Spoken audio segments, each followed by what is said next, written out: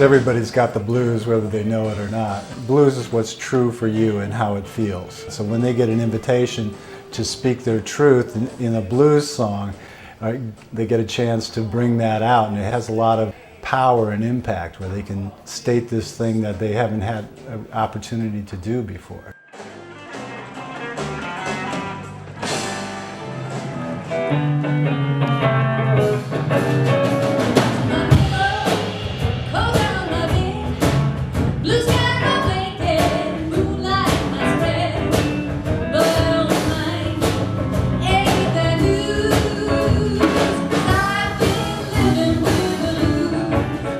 We ask Face the Music to come in because they provide an experience. People really feel like they can access different parts of themselves, and when you do that, then you actually hear things differently. So the same old that they would normally experience in any training sounds just a little bit different.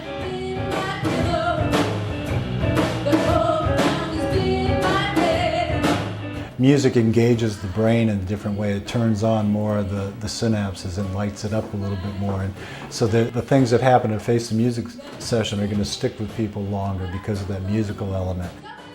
People have definitely said, I never thought I was going to be able to do this. At the beginning when they started saying this, I had no idea I was going to have to get up and sing, or I was going to have to do this. But then when they found out, they had to go through their whole process about their relationship with risk individually.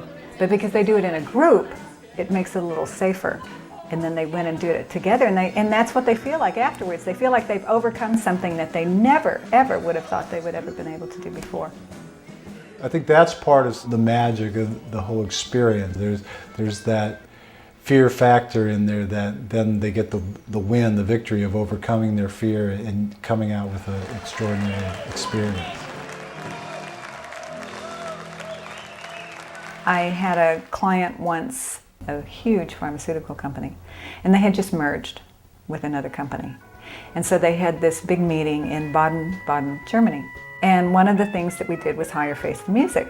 The part that really worked, that they still actually talk about this, was the Face the Music part, because it was music, because they could sing in any language they wanted to, and I think they actually did. Some people were solos, which was interesting. Some people were groups. They really had an amazing time.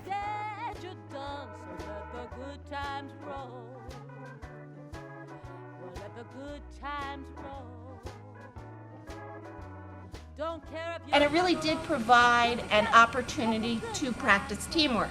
I mean, you really did have to cooperate in the writing of the song. So it accomplished all the goals that we had. Absolutely.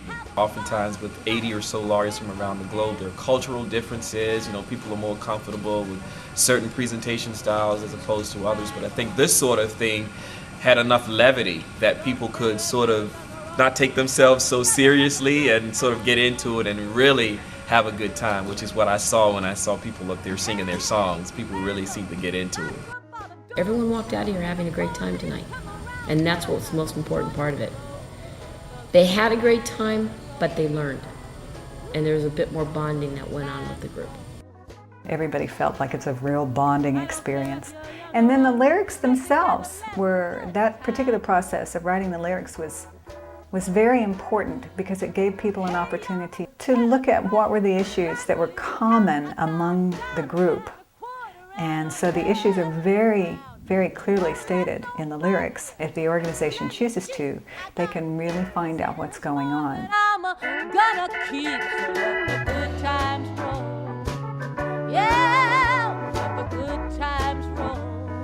I think one of the main benefits of Face the Music is freeing up and aligning organizational energy.